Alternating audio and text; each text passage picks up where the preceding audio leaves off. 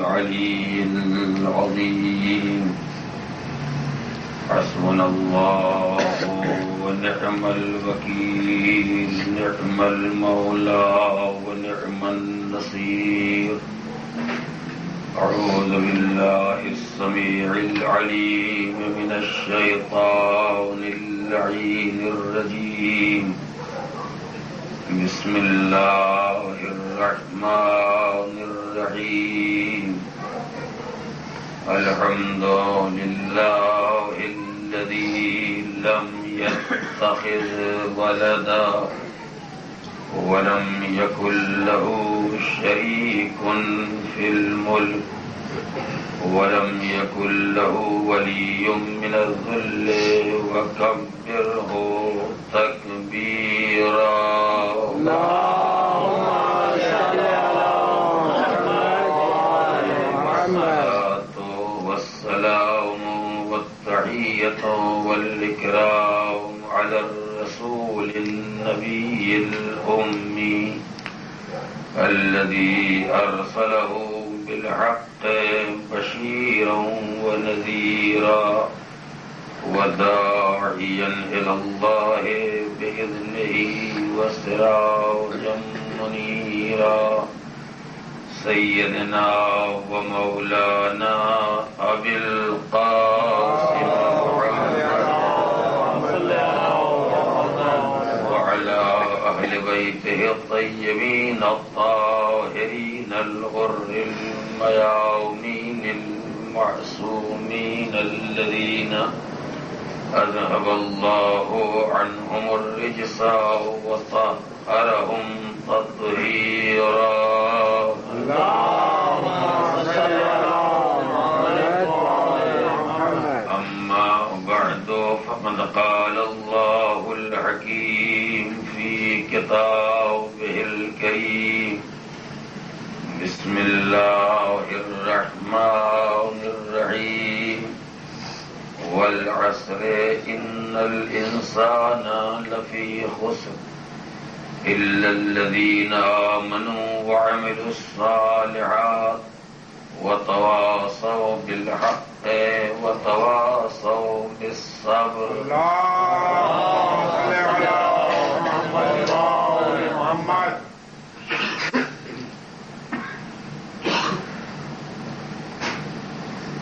عزیزائے محترم،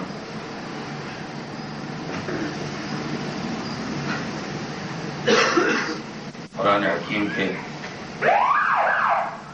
جس مختصر سورہ مبارکہ کی تلاوت کی گئی ہے،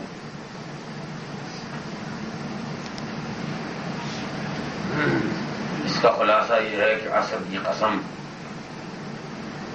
انسان خسارے اور گھاٹے میں ہے، الا الذین آمنوا وعملوا الصالحات،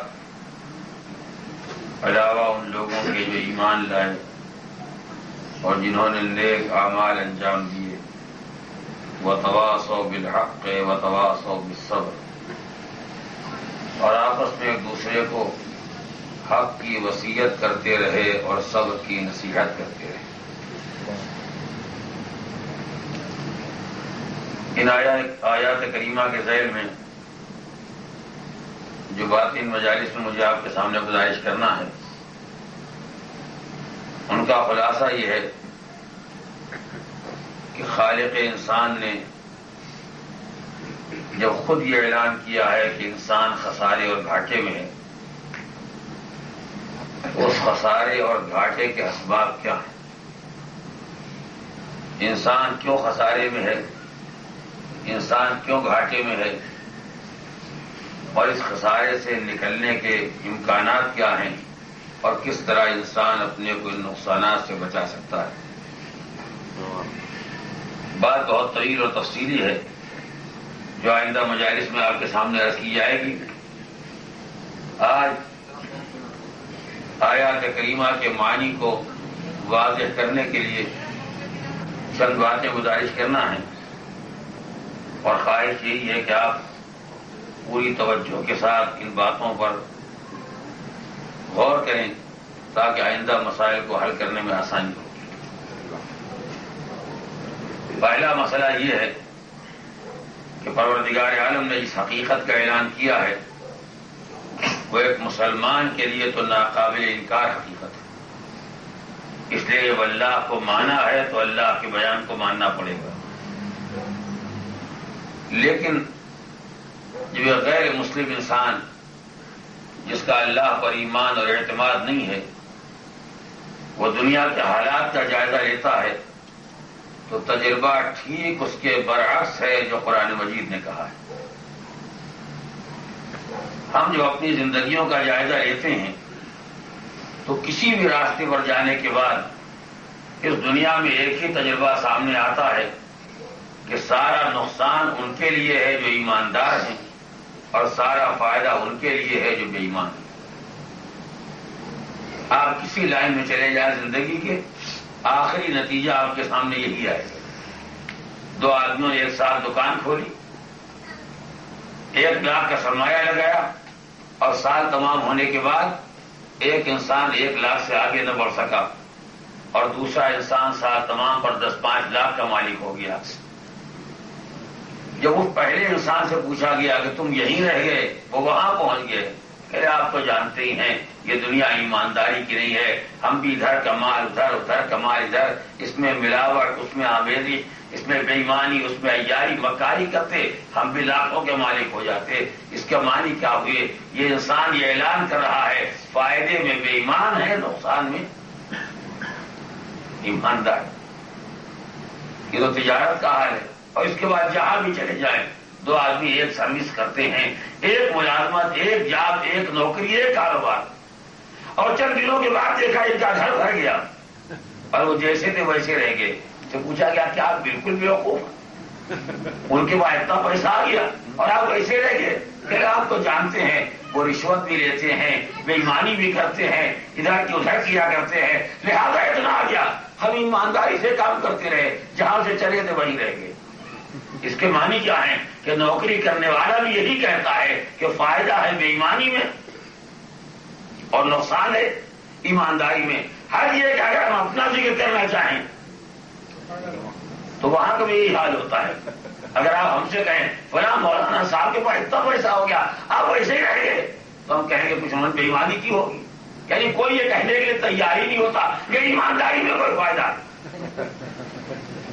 نہ دین والا یہ کہتا ہے، نہ دنیا والا یہ کہتا ہے، نہ ملازمت والا کہتا ہے، نہ تجارت والا کہتا ہے، نہ زراعت والا کہتا ہے، کوئی نہیں کہتا کہ فائدہ ایمانداری میں ہے۔ سب یہی کہتے ہیں کہ فائدہ بے ایمانی میں ہے، نقصان ایمانداری میں۔ ایک اکیلا اللہ ہے جو کہتا ہے کہ سب گھاٹے میں ہیں سوائے ایمانداروں کی۔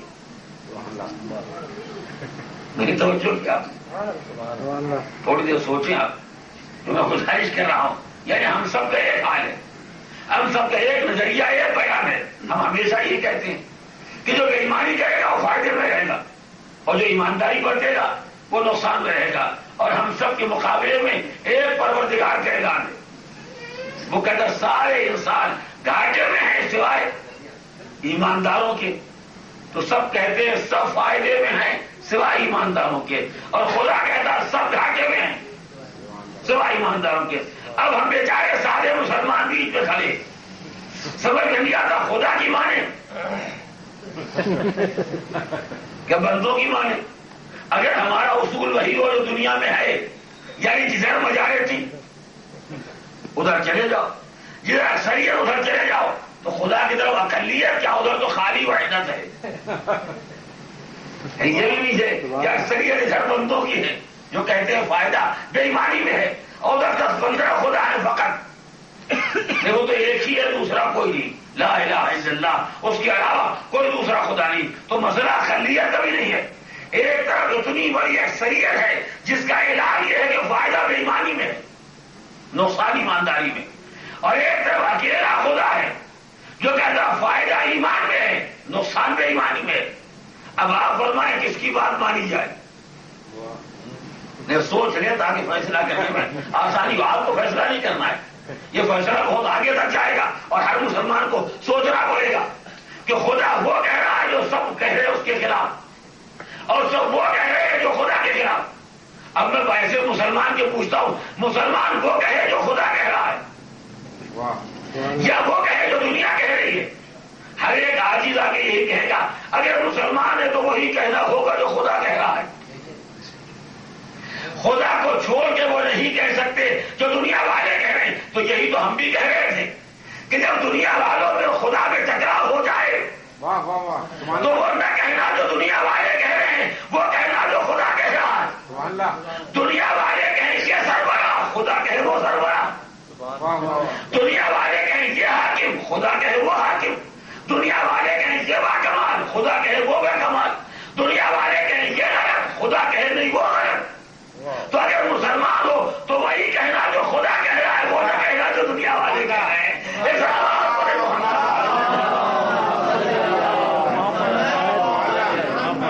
اور چونکہ بہرحال یہ زمانہ اور یہ مجالس تذکرہ شہداء سے مناسبت رکھتی ہیں، لہٰذا ایک اور واضح مثال آپ کے سامنے گزارش کروں.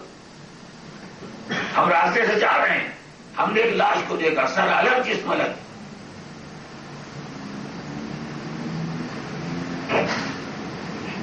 اس لاش کو جس کا سر الگ اور جسم الگ، اسے کیا کہا جائے؟ زندہ یا مردہ؟ فرمائیے کیا کہیں گے؟ مردہ ہی تو کہیں گے. آپ مسلمان ہیں، آپ بھی کہیں گے مردہ. ایک کافر کو بلائیے، ہندو کو اس سے پوچھیے یہ لاش جو پڑی ہوئی زندہ ہے یا مردہ ہے، کیا کہے گا؟ کہے گا مردہ. ایک عیسائی سے پوچھیے، کہے گا مردہ. ایک یہودی سے پوچھیے، کہے گا مردہ. جو کسی مذہب کو نہ مانتا ہو، لا مذہب، اس سے پوچھیے، کہے گا مردہ. آپ اس کو کہنا چاہیں نہیں بھائی اسے زندہ کہو، کہے گا عجیب بے عقل آدمی ہے. ارے سارے ادھر ہے جسم ادھر ہے، زندہ کیسے کہیں؟ توجہ ہے. اس کے معنی کیا ہے کہ جب کبھی سروتن میں جدائی ہو جائے گی، کسی میدان میں کوئی لاش پڑی ہو، کسی کو بلا کے پوچھیے، چاہے مسلمان ہو، چاہے غیر مسلم، چاہے دیندار ہو، چاہے بے دین، چاہے نیک کردار ہو، چاہے بد کردار، سب کہیں گے مردہ. توجہ ہے. مگر ایک میدان میں ایک لاش کو دیکھا، سب کہہ رہے تھے مردہ. خدا واضح خبردار مردہ نہ کہنا، خبردار مردہ نہ کہنا. یہ زندہ ہے، ہماری بارگاہ میں رزق آ رہے ہیں. اب مسلمان بتائے وہ کہے جو دنیا کہہ رہی ہے یا وہ کہے جو خدا کہہ رہا ہے. آپ فیصلہ کریں، کیا کہیں؟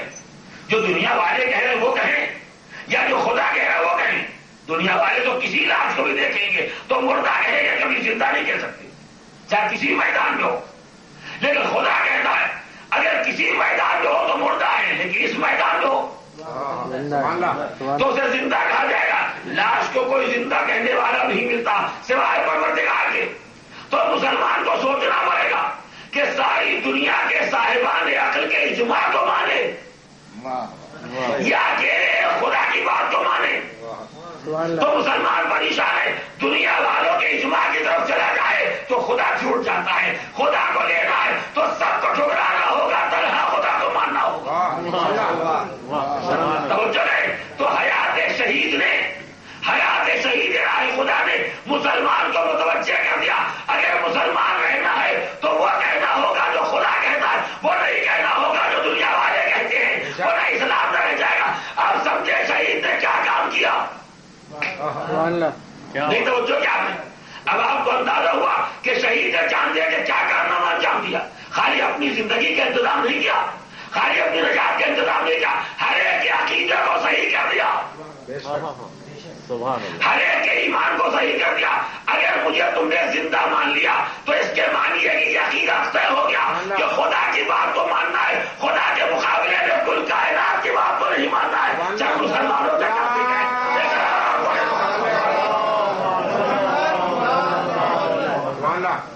تو قرآن مجید نے پہلا امتحان لیا. ہمارا یہ خود ایک امتحان ہے کہ انسان فائدے میں ہی یا گھاٹے میں. نہیں تو جو میں نے کہا یہ خود ایک امتحان ہے کہ انسان فائدے میں ہے یا گھاٹے میں.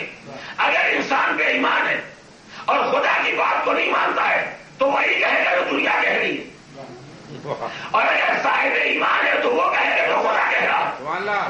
سمجھ رہے ہیں؟ جب دنیا والوں کی بات کہے گا تو بے ایمان ہوگا، کہے گا بے ایمان فائدے میں ہے. جب خدا کی بات کہے گا تو وہ کہے گا جو خدا کہتا ہے وہی صاحب ایمان کہا جائے گا. یہی تو قرآن کہہ رہا تھا سب گھاٹے میں سوائے صاحبانی.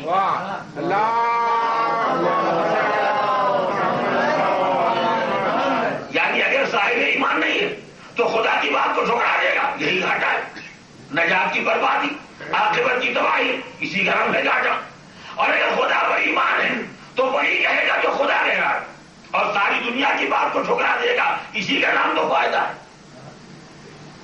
خدا کی بات ماننے ہی میں عاقبت ہے، آخرت ہے، نجات ہے، اور خدا کی بات کو ٹھکرا دینے میں تباہی ہے، بربادی ہے۔ تباہی بربادی کا نام ہے خسارہ، عاقبت اور آخرت کا نام ہے فائدہ۔ قرآن مجید یہ کہہ رہا ہے ایمان میں فائدہ ہے اور بے ایمانی میں خسارہ اور گھاٹا ہے۔ تو دنیا کے تجربات ایک طرف اور قرآن کا بیان ایک طرف۔ مگر اب ممکن ہے کوئی آدمی کہے کہ اگر تجربات کی روشنی میں دیکھیں گے تو بات وہی صحیح ہے، لیکن خدا نے کہہ دیا ہے تو ماننا ہی پڑے گا۔ جیسے بعض لوگ کہتے ہیں اگر واقعات کربلا کو دیکھیں تو فتح یزید کی ہوئی، لیکن اب کیا کریں ہم مسلمان ہیں تو کہنا ہی پڑے گا کہ نہیں حسین جیتے۔ کیا مطلب کہ اسلام کی مجبوری ہے کوئی؟ اسلام تو الٹی بات منوانا چاہتا ہے کہ آپ مسلمان ہو کے پھنس گئے ہیں، جب وہی کہے جو اسلام کہہ رہا ہے۔ اگر مسلمان اتنا ہی بے عقل ہے کہ اسلام کو کوئی بے عقلی سمجھتا ہے تو مسلمان ہونے کی ضرورت ہی نہیں ہے۔ راستہ کھلا ہوا، جہاں عقل ملتی ہو وہاں چلا جائے، جہاں عقل مند رہتے ہو وہاں چلا جائے۔ اور اگر انسان کو اسلام قبول کرنا ہے تو اسلام کے حقائق کو مان کے قبول کرنا ہے۔ اسلام کسی جبر ذہن کا نام نہیں، اسلام کسی مجبوری کا نام نہیں ہے۔ اسلام نے تو کھلا راستہ چھوڑ دیا، لا اکراہ فی الدین۔ دین کے معاملے میں کوئی جبر نہیں ہے، اگر سمجھ میں آئے تو آ جاؤ، نہیں سمجھ میں آتا تو نہ ہو، لیکن اگر آ گئے تو جو منوائیں گے سب ماننا پڑے گا۔ ایک صلوات پڑھے محمد۔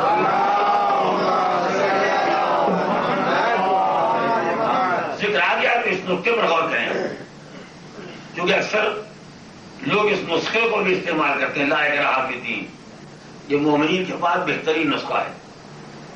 جب کسی نے کہا بھائی نماز کیوں نہیں پڑھتے؟ پڑھو، نہیں پڑھو گے گناہ کرو گے، جہنم میں چلے جاؤ گے، مصیبت ہو جائے گی۔ کہ لا اکراہ فی الدین، آپ کون کہنے والے؟ اسلام میں تو کوئی جبر نہیں۔ جب کسی بے ایمان سے کوئی بات کہیے، شرابی سے شراب کے بارے میں کہیے، جواری سے جوئے کے بارے میں کہیے، رشوت خور سے رشوت کے بارے میں کہیے، سود خوار سے سود کے بارے میں کہیے، ہر ایک کے بارے کی جواب ہے۔ آپ کون زبردستی کرنے والے؟ لا اکراہ فی الدین، یعنی اس کو پورے قرآن میں ایک ہی آیت دکھائی دی۔ اللہ نے شراب کو حرام کیا، وہ آیت دکھائی نہیں دی۔ اللہ نے لا تقربوا الزنا کہا، وہ آیت نظر ہی نہیں ہے۔ اللہ نے نماز کو 32 جگہ واجب کیا، 36 جگہ، وہ آیت نہیں دکھائی دی، کچھ نہیں دکھائی دیا، خالی ایک آیت نظر آئی، لا اکراہ فی الدین۔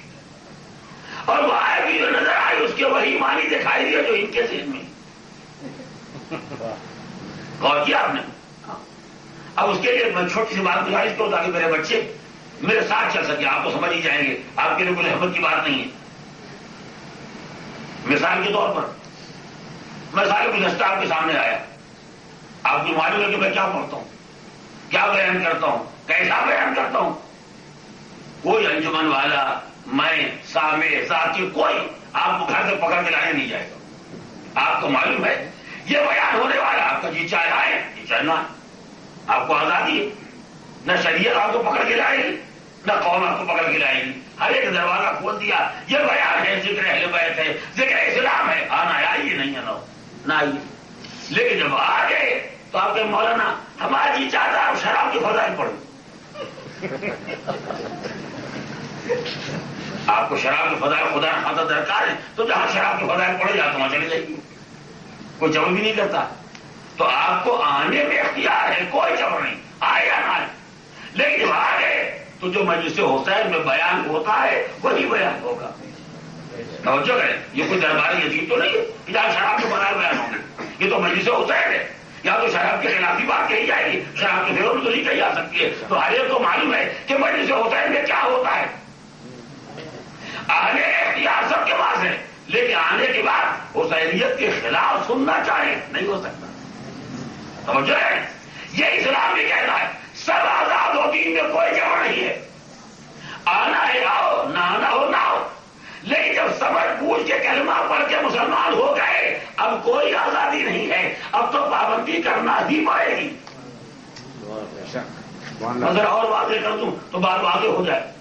حکومت نے اعلان کر دیا کہ جنگ کا زمانہ قریب آ گیا ہے، اب فوج میں بھرتی ہونے جا رہی ہے۔ یہ بھی فوج کا جب مقدر ہے، سب کے یہاں نوکری ہوتی ہے،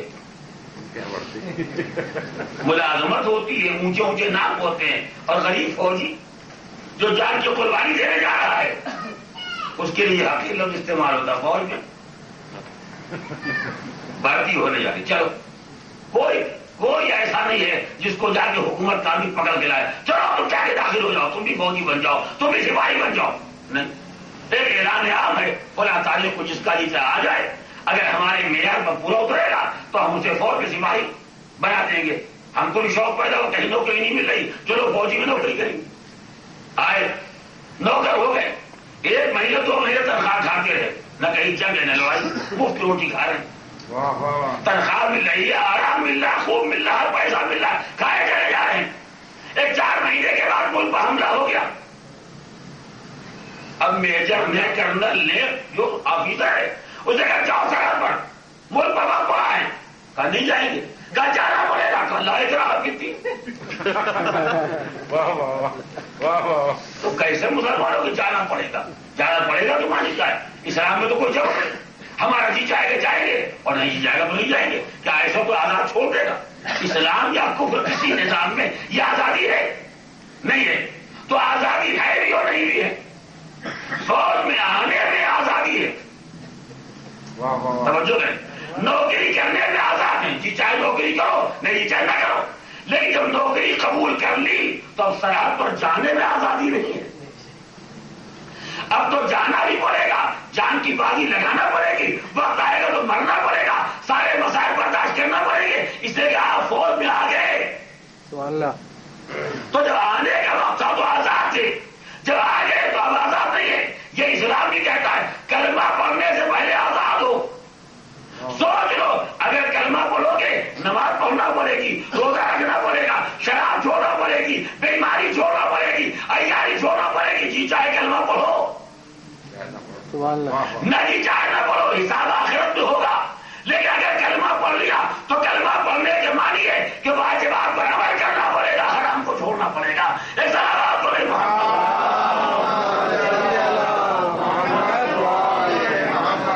بات دور میں جانے پائے. میں چاہتا ہوں الفاظ آئے آج حل ہو جائیں تاکہ کل سے میں اپنے موضوع کا آغاز کر سکوں.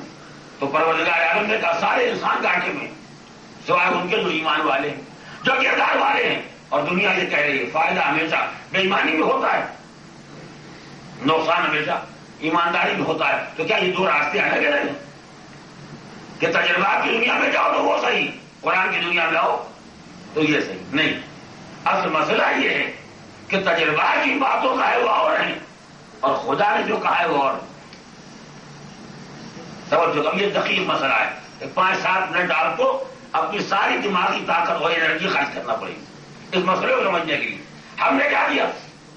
ہم نے دکانداری کا تجربہ کیا، دیکھا فائدہ بے ایمانی میں. مثلا ہم نے کاشتکاری کا تجربہ کیا، دیکھا فائدہ بے ایمانی میں. ہم نے بڑا کاروبار کا تجربہ کیا، دیکھا فائدہ بے ایمانی میں. ایمانداری میں کوئی فائدہ نہیں. مگر خدا نے تاجروں کے بارے میں نہیں کہا، خدا نے کاشتکاروں کے بارے میں نہیں کہا، خدا نے کاروبار کے بارے میں نہیں کہا، خدا نے معاملات کے بارے میں نہیں کہا، خدا نے انسان کے بارے میں کہا. سن رہے ہیں آپ؟ وہ عصر ان الانسان لفی خسر. انسان گھاٹے میں ہے. تاجر کا ذکر نہیں ہے، کاشتکار کا ذکر نہیں ہے، کاروبار کا ذکر نہیں ہے. انسان کا اگر حساب لگاؤ گے تو بغیر ایمان و کردار کے خود انسان یہ خسارہ ہے. بات دقیق مسئلہ ہے. تو سارا مسئلہ کون ہے؟ انسان. انسان اس وقت بھی انسان ہوتا ہے جب تاجر نہیں ہوتا. متوجہ ہے؟ انسان اس وقت بھی انسان ہوتا ہے جب کاشتکار نہیں ہوتا. انسان اس وقت بھی انسان ہوتا ہے جب عالم ذاکر خطیب مقرر نہیں ہوتا. انسان اس وقت بھی انسان ہوتا ہے جب وکیل و انجینئر نہیں ہوتا. انسان اس وقت بھی انسان ہوتا ہے جب ڈاکٹر یا کمپاؤنڈر نہیں ہوتا. تو انسان کیا ہے؟ انسان کیا ہے؟ جو انسان دنیا میں آیا اس کے ساتھ 3 چیزیں ہیں، چوتھی کوئی ہے نہیں. ذرا گہرائی میں چلیں میرے ساتھ. جو انسان دنیا میں آیا اس کے ساتھ نہ کوئی نوکری آتی ہے، نہ زراعت آتی ہے، نہ کاروبار آتا ہے، نہ علم آتا ہے، نہ تقویٰ آتا ہے، کچھ نہیں آتا. جو انسان دنیا میں آیا وہ 3 چیزیں اپنے ساتھ لے کے آتا ہے. ایک کا نام ہے جسم، جو پیدا ہوا ہے بلا جسم تو نہیں پیدا ہوا، جسم اس کے ساتھ ہے، اور خالی جسم ہوتا تو مردہ ہوتا۔ جب زندہ پیدا ہوا تو اس کے معنی ہے کہ ایک روح بھی ہے۔ تو انسان جب آیا تو ایک جسم لے کے آیا، ایک روح لے کے آیا، اور چونکہ ہوا سے نہیں آیا، زمین سے نہیں ہوگا، کسی دنیا میں پیدا ہوا، تو پیدا ہونے کے معنی کیا ہے کہ کچھ رشتے لے کے آیا، فلاں ماں کا بیٹا، فلاں باپ کا بیٹا، فلاں بھائی کا بھائی، فلاں کا بھتیجا، فلاں کا بھانجا، فلاں ملک کا باشندہ، فلاں کا محکوم، کتنے تعلقات لے کے آیا ہے۔ لاکھ چاہے دنیا سے کٹ کے رہے، بات تو کچھ بھی کرے، لیکن جب پیدا ہوا تو جیسے جسم لے کے آیا، جیسے روح لے کے آیا، ویسے ہی رشتے، تعلقات، روابط، ان سے کوئی آدمی آزاد نہیں ہو سکتا۔ جب آیا ہے تو یہ سب اپنے ساتھ لے کے آیا۔ ہر یہ کہ بغیر ماں باپ کے آدم پیدا ہوئے،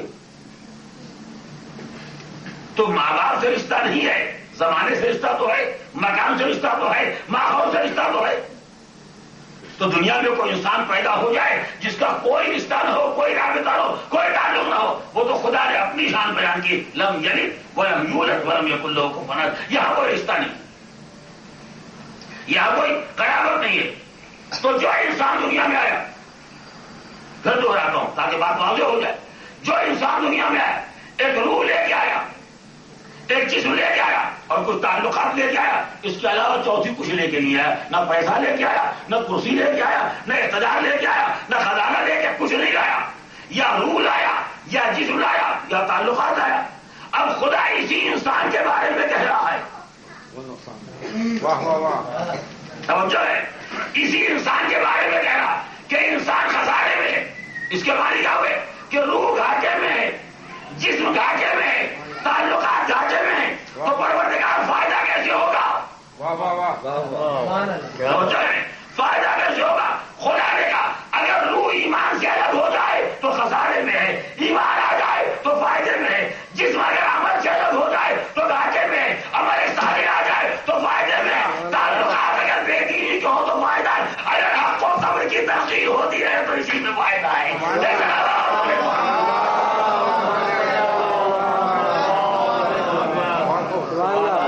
یعنی وہ روح گھاٹے میں ہے جو ایمان سے خالی ہو، وہ جسم گھاٹے میں ہے جو عمل صالح سے خالی ہو، وہ تعلقات خسارے کی بنیاد ہیں جہاں حق نہ ہو، جہاں صبر نہ ہو۔ تو اگر چاہتے ہو کہ روح گھاٹے میں نہ رہے تو ایمان پیدا ہو، اگر چاہتے ہو جسم خسارے میں نہ رہے تو اعمال کو ٹھیک کرو، اگر چاہتے ہو تعلقات نقصان کی بنیاد نہ بنے تو حق کو صبر کی ترغیب کرتے ہو۔ یہ نہیں ہو سکتا ہے کہ بیٹا جہاں جائے چلا جائے تو آپ سے کوئی مطلب ہی نہیں، یہی رشتہ گھاٹے کی بنیاد ہے، دنیا میں بھی اور آخرت میں بھی۔ اس لیے کہ آخرت راستے میں چلا جائے گا، کل آپ مر جائیں گے، سارا پیسہ لٹا دے گا، برباد کرے گا، دنیا کا خسارہ۔ آخرت میں جواب دینا ہوگا، ایسے ہی نالائق کے لیے دونوں چھوڑ گئے ہو، بیٹی کو آزاد چھوڑ دیا، نہ تعلیم میں تربیت، جہاں جانا ہو چلی گئے، چلی جائے گی، دنیا میں ذلیل ہو گئے، آخرت میں حساب دینا پڑے گا۔ اسی لیے یہ امانت تم کو دی گئی تھی، تم سے اچھے تو عرب تھے جو دفن کر دیا کرتے تھے، اپنی آبرو سے تو نہیں کھیلتے تھے، اپنی عزت تو نہیں کھیلتے تھے، اپنے وقار کو برباد نہیں کرتے تھے، بیٹی کو دفن کیا کرتے تھے، تم نے زندہ رکھا اور اس کو بے آبروئی کا سبب بنایا، تم نے زندہ رکھا اور اپنی ذلت کی بنیاد بنایا، یہاں بھی صحیح وہاں بھی جواب دے۔ تو یہ رشتہ بیٹی کا یہی باعث نقصان بھی ہے اور یہی فائدے کی بنیاد بھی، یہ رشتہ بیٹے کا یہی خسارے کی بنیاد ہے، یہی فائدے کی بنیاد ہے۔ بیٹے کو غلط راستے میں لگا دیا، یہ رشتہ خسارے کی بنیاد بن گیا، صحیح راستے میں لگا دیا، جب تک وہ نیک عمل کرتا رہے گا، مر کے چلے گا اور ثواب ملتا رہے گا۔ اسی لیے روایات سے کہا گیا ہے کہ ابن آدم مر جاتا ہے مگر اس کے عمل کا سلسلہ نہیں رکتا۔ اگر نیک اولاد چھوڑ گیا ہے تو اولاد جب تک عمل صالح کرتی رہے گی، ابن آدم کو ثواب ملتا رہے گا، یہ ہے فائدے کی بنیاد۔ آپ دنیا سے چلے گئے، ایک دوست چھوڑ گئے، ایسا دوست جس کو نہ حق بتایا نہ صبر، توجہ ہے، ایسا دوست چھوڑا جس سے دوستی تو کی مگر رشتے محبت کی بنیاد نہ حق پر نہ صبر پر، نتیجہ کیا ہوا؟ آپ کے مرنے کی خبر ملی، وہ دنیا میں جو طریقہ اسے سن پایا تھا کہ جب کسی کے مرنے کی خبر آئے تو 2 منٹ سائلنٹ ہو گیا، سو تمام، اور ایک سڑک پر تجربہ لکھ کے لگا دو فلاں روڈ. یہ دنیا کا طریقہ ہے.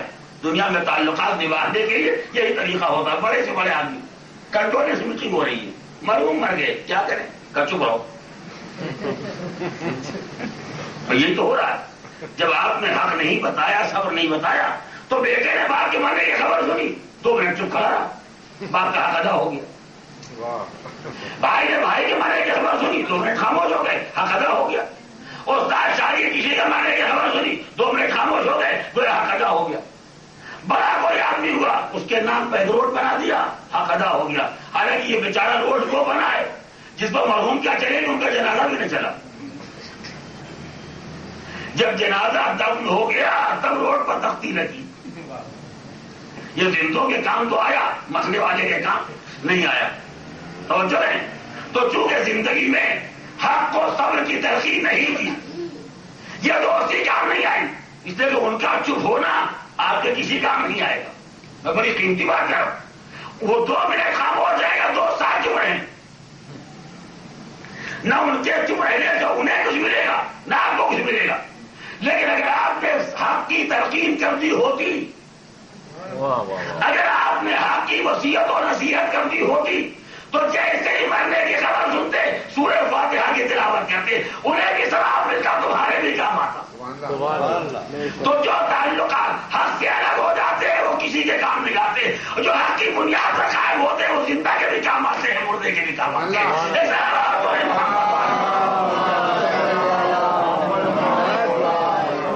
اسی لیے اسلام نے کہا ہر تعلق، ہر رشتہ، ہر قرابت، ہر قربت سب کا سہارا ہے، سب گھاٹا ہے، سوائے جوابدہ ہونے کے اور کیا فائدہ، سوائے مسئولیت اور ذمہ داری کے اور کیا ملنے والا ہے. لیکن اگر حق کو صبر شامل ہو جائے، اگر اسی میں حق کی ترقی شامل ہو جائے، صبر کی نصیحت شامل ہو جائے، تو یہی تعلقات فائدے کی بنیاد بن جائیں. یہی تعلقات ہمیشہ کام آنے والے ہوں گے. تو وہ اس نقطے کو یاد رکھیے گا. اسی سلسلے کو مجھے آپ کے سامنے مجالس میں گزارش کرنا. وہ روح گھاٹے میں ہے جس کے پاس ایمان نہیں، وہ جسم خسارے میں ہے جس کے پاس عمل صالح نہیں، اور وہ تعلقات انسان کے لیے ہمیشہ نقصان دہ ہوں گے جن کی بنیاد حق و صبر کی تلقین اور وصیت و نصیحت پر ہے. یہاں تک آپ میرے ساتھ آئیں. اب ایک بات اور آئے کہ ذہن میں گزارش کر دوں، اس کے بعد انشاءاللہ کل سے اصل موضوع کا آغاز ہوگا.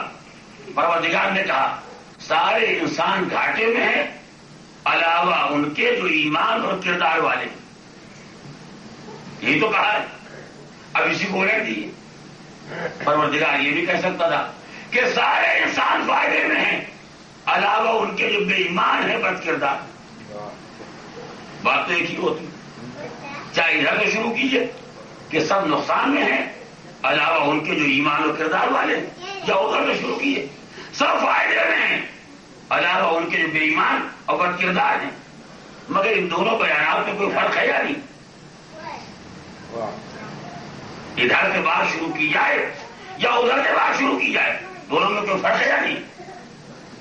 آپ فرق سمجھنا چاہتے ہیں تو بالکل زندہ مثال دیتا ہوں، ابھی آپ معلوم ہو جائے گا. مثلا فرض کیا کہ اس شہر میں 1000 مومنین کی آبادی ہے. مثال ہے، کتنے کو آپ جانتے ہوں گے. اگر اس شہر میں 1000 مومنین کی آبادی ہے اور مجلس میں 100 مومنین آئے، میں باہر نکلا، ایک صاحب نے پوچھا مجلس کا مجمع کیسا تھا؟ ہم نے سارا شہر کھینچ کے آ گیا، صرف 900 نہیں آئے.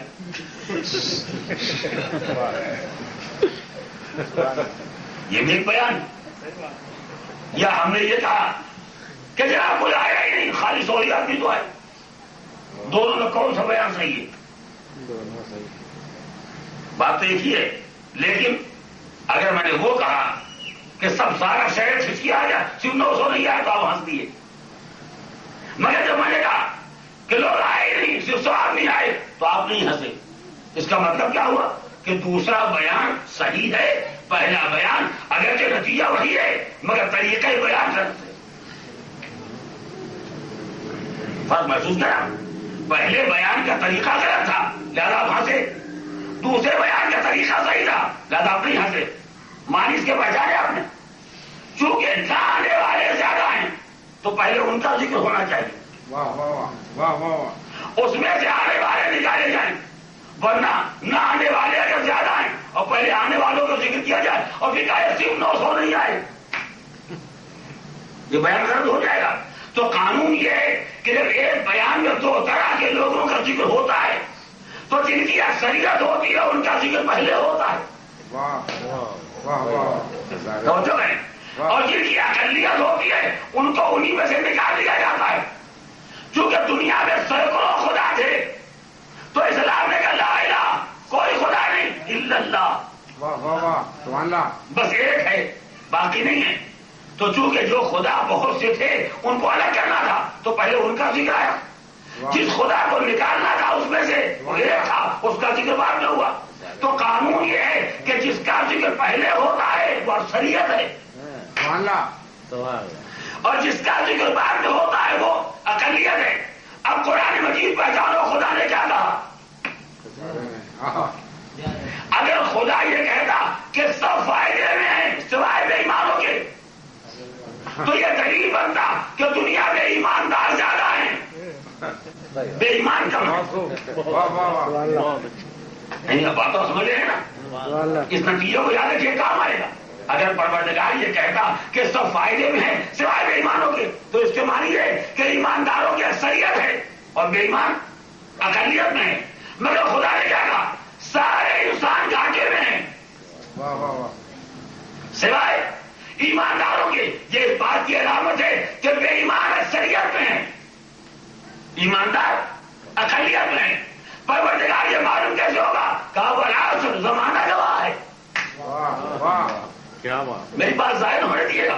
خدا نے کہا والعصر، قسم ہے زمانے کی، یعنی زمانہ گواہ ہے کہ بے ایمان ہمیشہ اکثریت میں رہے، واہ واہ واہ. ایماندار ہمیشہ اقلیت میں رہے. جس دور کو دیکھا کفار کی اکثریت، مسلمان کم، بے ایمانوں کی اکثریت، ایماندار کم، بد کرداروں کی اکثریت، کردار والے کم ہے یا نہیں؟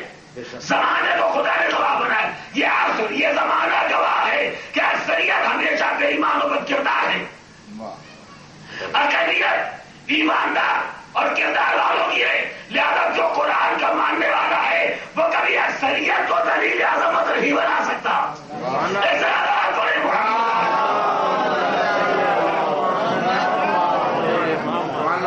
قرآن مجید کا کھلا ہوا ہے نا. لہذا قرآن مجید کا ماننے والا یہ نہیں کہہ سکتا ہے کہ اکثریت تو عمدہ بات ہے. اکثریت تو ہے ہی گھاٹے میں، اکثریت ہے خزارے میں. ان میں سے ایک اقلیت ہے. کون سی اقلیت؟ جس کے پاس ایمان ہے، جس کے پاس عمل صالح ہے، جو حق و صبر کی تلقین کرنے والے ہیں. بھئی یہ اقلیت ہے جو فائدے میں ہے. باقی دنیا کی اکثریت یہ خزارے اور گھاٹے میں ہے. گواہ کون ہے؟ زمانہ. زمانہ گواہ ہے. اب زمانے کو دیکھتے چلے جا. یہ دور میں دیکھیں ہر نبی نے یہ فریاد کی. خود قرآن مجید نے بار بار اس کا ذکر کیا.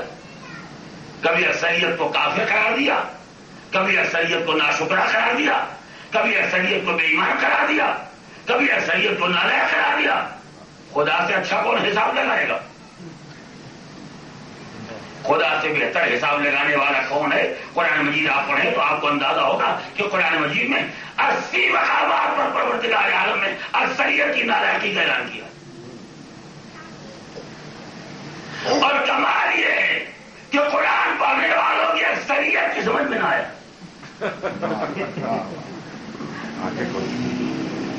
قرآن مجید نے اتنے زیادہ مقامات پر اکثریت کے بے دین، بے ایمان، ناشکرا، نالائق، بے عمل، بد عمل ہونے کا اعلان کیا. اور اس کے بعد یہ قرآن پڑھنے والوں کی اکثریت اس نقطے کو نہ سمجھ سکتے، اور ان کا نہ سمجھنا خود اس بات کی علامت ہے کہ اکثریت غلط ہے.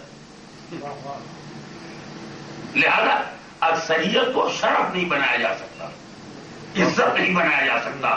اس لیے کہ اللہ نے قسم کھائی ہے کہ سارے انسان گھاٹے میں سوائے ایمان والوں کے اور کردار والوں کے. اور خدا کے بیان کو ہم ہمارے سامنے پیش کر رہا ہے اس میں شک اور شبہے کی کوئی گنجائش نہیں ہے، ورنہ انسان کا اسلام اور ایمان سلامت نہ رہ جائے گا۔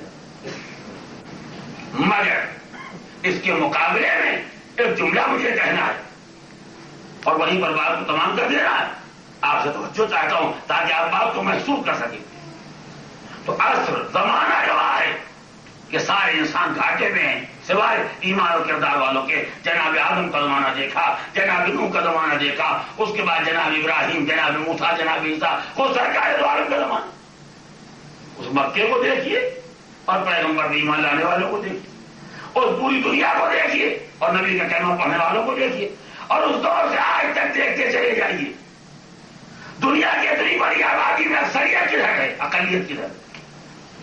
تو زمانہ گواہ ہے، ہر دور میں حساب لگاتے جائیں، اور خدا سے بہتر حساب لگانے والا کون ہے کہ ہر دور میں ہر زمانے میں اکثریت گھاٹے میں رہی ہے، فائدے میں ہمیشہ اقلیت رہی، وہ اقلیت جو صاحب ایمان رہی اور صاحب کردار رہی۔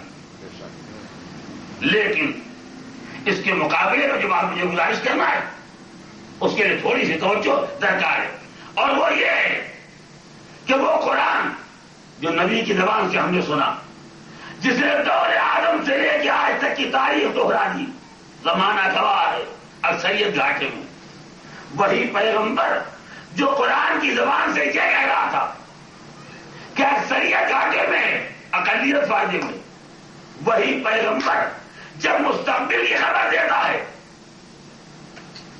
بڑی قیمتی بات ہے جی، وہی پیغمبر جب آنے والے دور کی خبر دیتا ہے تو کہتا ہے زمانہ آئے گا جب میرا آخری وارث پردے سے باہر آئے گا، یملأ الارض قسطا وعدلا کما ملئ ظلما وجورا، وہ دنیا کو عدل و انصاف سے ویسے بھر دے گا جیسے ظلم و جور سے بھری ہوگی۔ اب بتائیے اکثریت میں کون ہوگا؟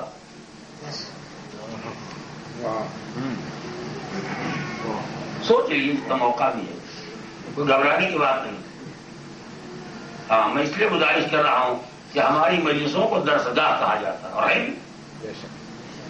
ان کو کتاب پڑھنے کا موقع نہیں ملتا یا کتاب پڑھنا نہیں جانتے ہیں، وہ اگر کچھ سیکھتے ہیں دنیا میں تو انہیں مجالس سے سیکھتے ہیں۔ تو ہماری مجلسیں درسگاہ ہیں، یہی مدرسے ہیں، یہی کالج ہے، یہی یونیورسٹی ہے۔ چھوٹے معیار کی گفتگو ہو تو اسی کا نام اسکول ہے، معیار گفتگو ذرا اونچا ہو جائے یہی کالج ہے، معیار گفتگو تحصیل تک پہنچ جائے یہی یونیورسٹی ہے۔ لیکن عزیزو، یہ چاہے مدرسہ ہو، چاہے اسکول ہو، چاہے کالج ہو، چاہے یونیورسٹی ہو، مگر نہ انڈیا کا، نہ پاکستان کا، نہ امریکہ کا۔ جو میں نے کیوں کہا اسے میں سوچ لی، اس لیے کہ یہاں جب بھی میں امریکہ میں جب سے آیا، یہاں تو اسکول کی ایک ہی تعریف سنتا ہوں ہر طرف۔ آپ کا بچہ کہاں پڑھتا ہے؟ کہ فلاں اسکول میں۔ بھائی وہاں جو پڑھتا ہے کہ وہاں پڑھائی بڑی اچھی ہوتی ہے، کیا اچھا ہی ہے کہ جتنا وہاں پڑھاتے ہو اتنا ہی ہوم ورک دیتے ہو۔ یا اسکول کی ایک ہی تعریف ہر ایک کی زبان سے سنی کہ ہوم ورک بہت دیتے ہیں تاکہ بچہ گھر جا کے سونے نہ پائے، گھر جانے کے بعد بھی اس کے ذہن پر اسکول اور تعلیم سوار رہے، تماشے میں نہ لگ جائے، کھیل میں نہ لگ جائے۔ تو اچھی درسگاہ کی پہچان کیا ہے؟ سو رہے جاگ رہے ہیں، جاگ تو رہے ہی ہیں۔ اچھے اسکول، اچھے کالج کی پہچان کیا ہے؟ کہ کچھ پڑھایا جائے اور کچھ ہوم ورک دیا جائے، کہ گھر جا کے بھی کچھ کرو، خالی سو نہ جاؤ۔ تو میں بھی چاہتا ہوں کہ ایسی گفتگو کروں کہ کچھ تو جا کے گھر جا کے آپ سوچیں، کچھ تھوڑا ہوم ورک کریں، جب پڑھے سے چلائیں اور ذہن کو تیار کر کے لائیں تو باقی مسائل بحث کرنے میں آسانی ہو جائے گی۔ ایک سلوات پڑھے وہاں۔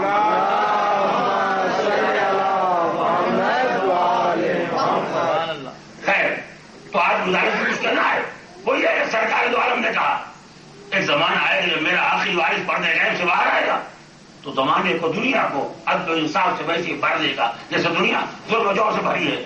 جب ظلم و جور سے بھری ہوگی تو اکثریت میں کون ہوگا؟ بے دین، بے ایمان۔ اور جو عدل و انصاف سے بھر جائے گی تو اکثریت میں کون ہوگا؟ ایماندار۔ بھر جانے کے معنی کیا ہے؟ یعنی بھر جانے کے معنی یہ نہیں ہے کہ ظالم نہیں رہ جائے گا، بعض لوگ یہی سمجھتے ہیں کہ ظہور ایمان کے معنی ہے کہ دنیا میں کوئی ظالم نہ رہ جائے گا. ان بیچاروں نے تبھی غور نہیں کیا کہ ظالم اگر نہ رہ جائے گا تو مظلوم پیدا کیسے ہوگا. یہ ہوم ورک کا سوچ چاہیے گا. اگر دنیا سے سارے ظالم مر جائیں تو مظلوم خود ہی ختم ہو جائے گا. اسے مظلوم تو بنتا ہی ہے ظالم کے ظلم سے. تو اس کو کہہ رہے ہیں بالکل ظلم کرنے والا ہوگا تبھی تو آپ مظلوم بنیں گے. اگر سب ظلم کرنے والے بنا ہو گئے کوئی ظلم کرنے والا نہیں تو مظلوم کہاں سے بن جائے گا. مظلومیت خود اس بات کی علامت ہے کہ کوئی ظالم ہے. فرق یہ ہے کہ جب تک وہ نہ آئیں گے ظالم بھی رہیں گے مظلوم بھی رہیں گے. مگر زور ظالموں کے ہاتھ میں دنیا بھری ہوئے ان سے مظلوم دبے ہوئے. جب وہ آ جائیں گے تو نظام الٹ جائے گا. طاقت مظلوم کے ہاتھ میں, اقتدار مظلوم کے ہاتھ میں, اکثریت مظلوم کے ہاتھ میں. مگر وہ ظالم تو ہیں جو ظلم کر رہے تھے. جنہوں نے ان کو مظلوم بنایا ہے وہ نہ ہوں گے تو اپنے سزا کو بھگتے گا, اپنے کیے کی پاداش کو برداشت کرے گا. توجہ ہے. وہ فرق یہ ہے کہ پہلے دنیا بھری ہوئی تھی ظلم سے, اب دنیا بھر گئی عدل و انصاف سے.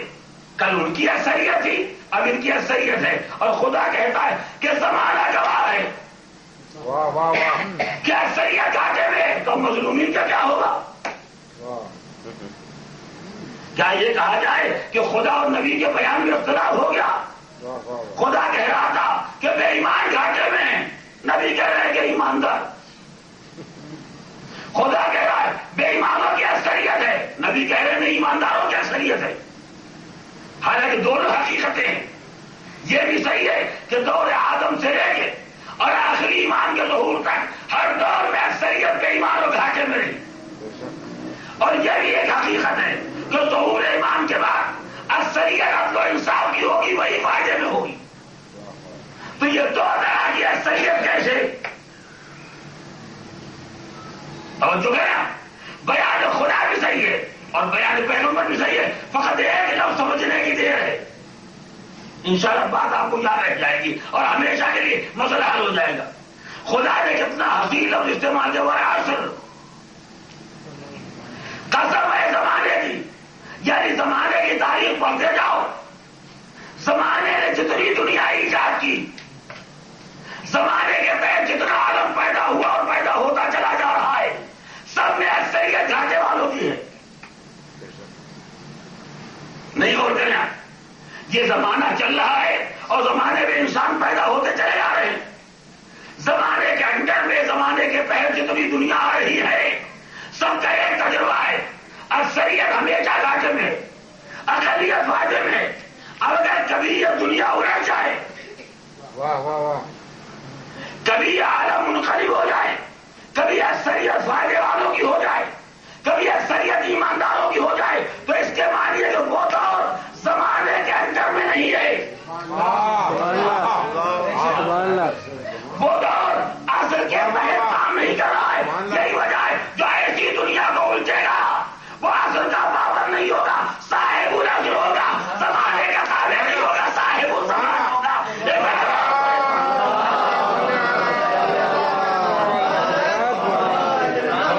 ایک اور صلوات پڑھیں محمد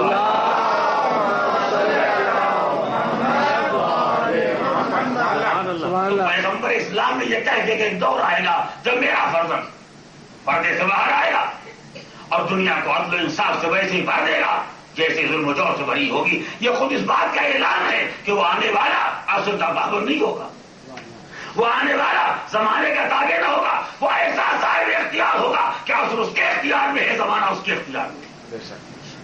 یہی وجہ ہے کہ جب تک زمانے کی کار فرمائی رہے گی اکثریت خسارے والوں کی, جب صاحب الزمان کی کار فرمائی ہوگی اکثریت فائدے والوں.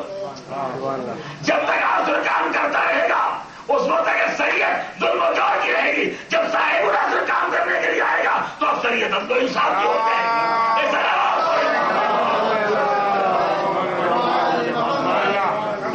بلا سبب روایات میں اس کو صاحب العصر نہیں کہا گیا, بلا وجہ اس کو روایات میں صاحب الزمان نہیں کہا گیا. وہ صاحب عصر ہے, زمانے کا صاحب اختیار. وہ زمانے کا صاحب اختیار ہے، وہ عصر کا صاحب اختیار ہے، اس کے بعد وہ اختیار ہے۔ اب رہ گیا کسی کو یہ تعجب ہو کہ بھلا یہ کیسے ہو سکتا ہے کہ کوئی آدمی زمانے کا صاحب اختیار ہو جائے، کوئی آدمی عصر کا صاحب اختیار ہو جائے۔ اتنا بڑا آدمی تو ہم سوچ بھی نہیں سکتے۔ بس آخری لفظ ہے، اتنا طاقتور انسان تو ہم سوچ نہیں سکتے۔ یہ کہاں سے آپ ایک آدمی ایسا ڈھونڈ کے لائے جو صاحب عصر ہو جائے، جو صاحب زمان ہو جائے؟ تو ابھی جو ایک نہیں ڈھونڈ کے لائے۔ تم نے امامت کی تاریخ ہی نہیں پڑھی۔ سارا زمانہ ایک آفتاب کی گردش کے ساتھ چل رہا ہے۔ متوجہ ہے نا؟ سارا زمانہ ایک نظام شمسی کی گردش کے ساتھ چل رہا ہے، تو زمانہ آفتاب کے اندر میں چل رہا ہے، زمانہ نظام شمسی کا پابند بن کے چل رہا ہے۔ ان کا تو پہلا بھی وہ تھا۔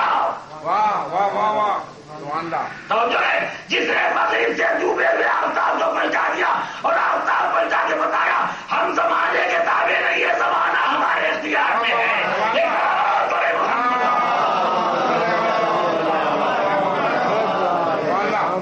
تو جس کو پروردگار عالم اتنا بڑا اختیار دیا، جو اتنے بڑے نظام شمسی کو مشیت پروردگار سے بندگی ہے پروردگار کے لیے، جو اتنے بڑے نظام کو الٹ سکتا، اس کے چھوٹی سی دنیا کو الٹ دینا اور دنیا کے تھوڑے سے انسانوں میں انقلاب پیدا کر دینا کون سا بڑا کام ہے؟ اس لیے اس آفتاب کے مقابلے میں یہ غریب دنیا کیا حقیقت رکھتی ہے؟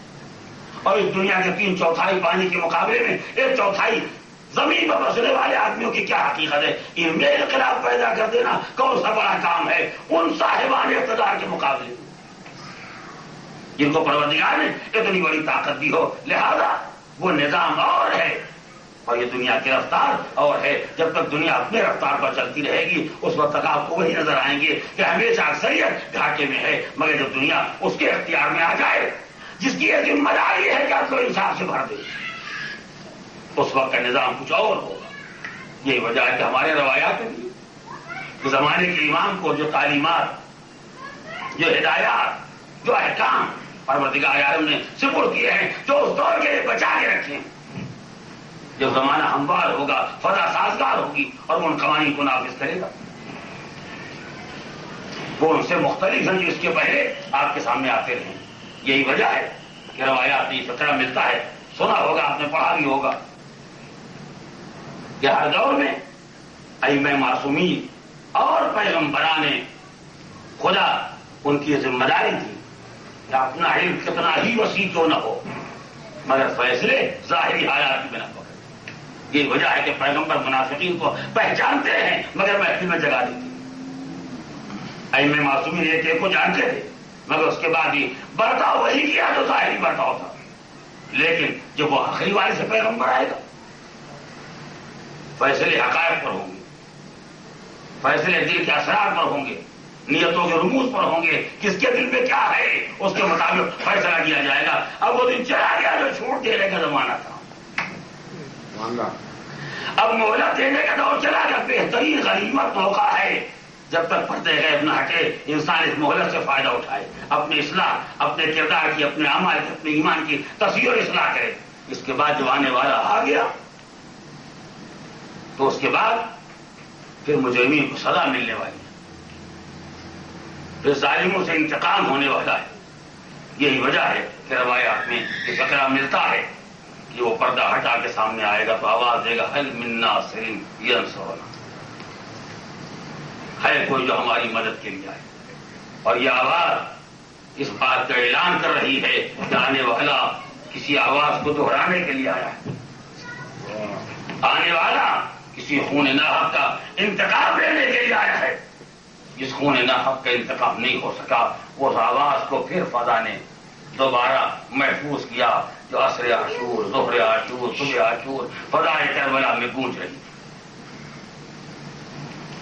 مقاتل کا بیان ہے، روز عاشور فرزند رسول ثقلین نے ایک مرتبہ نہیں متعدد بار یہ آواز بلند فرمائی هل من ناصر ینصرنا، ہے کوئی جو ہماری مدد کو آئے، هل من معین یعیننا، ہے کوئی جو ہماری نصرت کے لیے آئے۔ حل من ذاب یذب عن حرم رسول اللہ، ہے کوئی جو حرم رسول اللہ کا تحفظ کرے؟ بار بار یہ آواز خدا میں گونج رہی ہے. اور علماء مقاتل نے کہا یہ صدا امام ہے، صدا امام ظاہر نہیں ہو سکتی، امام کی آواز بے اثر نہیں ہو سکتی. یہی وجہ ہے کہ جب بھی فضائے کربلا میں حسین مظلوم کی آواز گونجی، کوئی نہ کوئی لبیک کہنے والا پیدا ہو گیا. کبھی حسین نے آواز استغاثہ بلند کی تو ملائکہ نصرت کے لیے آ گئے. فرزند رسول اگر اجازت ہو تو ہم حاضر ہیں آپ کی مدد کے واسطے. فرمایا نہیں، یہ وقت امتحان ہے، یہ وقت امتحان ہے. حدیث ہے کہ روایات میں پایا جاتا ہے کہ حسین نے اس آخری ہنگام میں جب ہلکی خنکی کا احساس کیا، سر اٹھا کے دیکھا بچپنے میں جھولا جھلانے والا ملک حسین کے سروں پر سایہ کیے ہوئے آواز دی جبریل ہٹ جاؤ، یہ وقت امتحان ہے، اب بندگی کی آزمائش ہو رہی ہے. حسین منزل ابتلا و امتحان میں ہے. کبھی جنات کی فوجیں چلی آ رہی ہیں. فرزند رسول اگر اجازت ہو تو ہم آپ کی امداد کے لیے حاضر ہیں. فرمایا نہیں، آج حسین امتحان دے رہا ہے، آج آدمیت و بشریت کسی کا احسان لینے کے لیے تیار نہیں ہے. یہ اطمینان و حجت ہے بقائے دین کے لیے، یہ اطمینان و حجت ہے بقائے اسلام کے لیے، تاکہ آواز خدا میں گونجتی رہے. میں اپنی زندگی کی بقا نہیں چاہتا. ہے کوئی جو میرے مقصد کی مدد کے لیے آئے، میرے دین کی مدد کے لیے آئے، میرے مشن کو بچانے کے لیے آئے؟ ہر آواز کے بعد کوئی نہ کوئی لبیک کہنے والا پیدا ہوا. بس میں اپنے بیان کو آخری منزل تک لے آیا، یہاں تک کہ وہ وقت بھی آیا جب فضائے کربلا میں حسین ابن علی کی آواز گونجی، اور اب کوئی نہ رہ گیا جو حسین کی آواز پر لبیک کہتا. ایک مرتبہ خیمے میں کوہرام برپا ہو گیا. حسین پلٹ کے درے خیمہ تک آئے. آواز دی بہن یہ رونے کی آواز کیوں بلند ہو رہی ہے؟ کہا بھیا آپ کی آواز کو سن کے علی اصغر نے اپنے کو جھولے سے گرا دیا. لاؤ بہن میرے بچے کو میرے حوالے کرو. بھیا اصغر کسی کی گودی میں نہیں آتے. حسین آگے بڑھے اور آگے باپ نے کیا کہا، بیٹا کیا سمجھا یہ کوئی نہیں جانتا. بس دیکھنے والوں نے دیکھا حسین نے ہاتھ بڑھائے اور بچہ ہوگا کہ باپ کی گودی میں آ گیا. بابا میں نے اس لیے بلایا تھا کہ میں اپنے پیروں سے مقتل میں آنے کے قابل نہ تھا، مگر جذبہ نصرت آمادہ کر رہا ہے. آپ مجھے میدان میں لے چلے. حسین نے اپنے بچے کو لیا اور لے کے چلے. بسر باب در خیمہ کے قریب پہنچے. میں نے روایت میں دیکھا کہ در خیمہ کے قریب پہنچے تو دیکھا رباب سر جھکائے کھڑی ہے. آواز دی رباب، رباب تم یہاں کیوں کھڑی ہو؟ کہا مولا میرا لال میدان میں جا رہا ہے، صبح سے جو میدان میں گیا اب تک کوئی پلٹ کے واپس نہیں آیا. اب میرا بچہ جا رہا ہے، میں چاہتی ہوں چلتے چلتے اپنے لال کا آخری دیدار کر لوں. فرمایا رباب اب تک جانے والوں میں اور تمہارے لال میں بڑا فرق ہے. اب تک جانے والوں کے بارے میں یہ خیال تھا جنگ کرنے آئے ہوں گے، مگر 6 مہینے کا بچہ تو تلوار نہیں چلاتا، 6 مہینے کا بچہ تو جنگ کرنے کے لیے میدان نہیں جاتا. میں لے جا رہا ہوں تمہاری حجت کے لیے. دیکھو شاید کسی کو اصغر کے حال پر رحم آ جائے. ماں کبھی سمجھا حسین بلندی بڑھائے، حجت تمام کی، مگر ابن سعد کا حرملہ ایک تک کلام الحسین لوگی حرملہ آگے بڑھا، دور سے کمان اتاری، ترکے سے تیر نکالا، تیر چلے کمان میں جوڑا، علی اصغر کے گلے کو نشانہ بنایا، تیرے سے شعبہ لگا، بچہ باپ کے ہاتھوں پر منقلب ہو گیا. حسین نے جھک کے دیکھا، علی اصغر کے ہونٹوں پر مسکراہٹ. بابا میں مسکرا کے دنیا سے جا رہا ہوں، بس آخری فکرہ. حسین نے اپنے لال کو سنبھالا، لے کے چلے. سنتے رہتے آپ میرے خیمہ کے قریب آئے، کچھ سوچ کے واپس ہو گئے. کبھی آگے بڑھتے ہیں کبھی پیچھے آتے. انا للہ و انا الیہ راجعون، رضم کے قضائہ و تسلیم الامر. مقتل کا فکرہ ہے. ایک بتا تیرے خیمہ پر آ کے آواز دی، رباب اپنے لال کو لے جاؤ. رباب کے کانوں میں آواز آئی. میں نے روایت میں فکرہ دیکھا، رباب نے سنا، سکینہ نے سنا. ادھر سے رباب چلی، ادھر سے سکینہ چلی، مگر سکینہ پہلے آئی. بابا کیا بھیا کو پانی پلا کے لائے؟ بھیا کے حال پر کیا کسی ظالم کو رحم آ گیا؟ حسین نے کوئی جواب نہ دیا، مگر جب رباب آگے بڑھی، آقا لائیے میرے بچے کو لائیے. حسین نے قبا کا دامن رکھ دیا. ماں نے دیکھا ارے میرے لال کیا اس عمر کے بچے بھی نئے کر دیے جاتے ہیں؟ ماں اسی دن کے لیے زندہ رہی کہ اپنے لال کی قربانی کو دیکھے، پروردگار یہ میرا اصغر تیری راہ میں قربان ہو گیا، میرے بچے نے تیرے دین کے لیے جان دی۔ سيعلم الذين ظلموا أي منقلب ينقلبون إنا لله وإنا إليه راجعون إلهي بحق الزهراء وأبيها وبعلها وبنيها بارلہ جملہ مومنین کو اعمال صالحہ کی توفیق عطا جو بیمار بحق بیمار کربلا اپنے شفاء کامل و عاجل عطا جو مشتاق حج زیارات انہیں حج زیارات سے مشرف فرما، پرچم اسلام کو سربلند فرما، پرچم کفر و شرک و نفاق کو سرنگوں فرما، انقلاب اسلامی کی حفاظت فرما، ظہور امام میں تعجیل فرما، ہمیں ان کے اصحاب و انصار و عوام شمار محمد لال میں